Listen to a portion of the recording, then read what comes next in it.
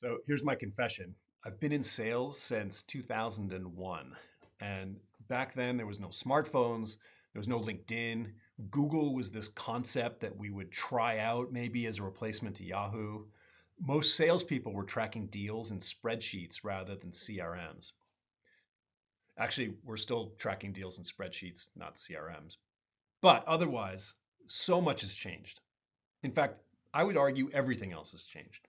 And the biggest shift, buyers. Buyers today have endless amounts of information. They've got no patience. And they've got this built in radar detector for anything that sounds too generic or too salesy. And here's the big question. Have we changed? Because I'm still seeing sales teams that are selling the same way that we did 5, 10, 20 years ago. We've got to toss out some of these old playbooks and we've got to actually start breaking some stuff.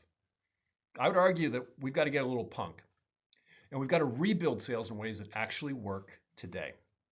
So I'm working with teams around the globe to help them use modern tools without falling into the traps that blow up pipelines.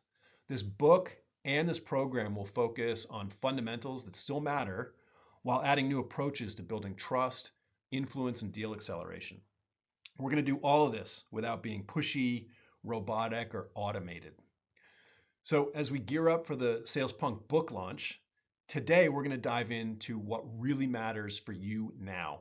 I want to specifically look at how to assess and rebuild your sales process.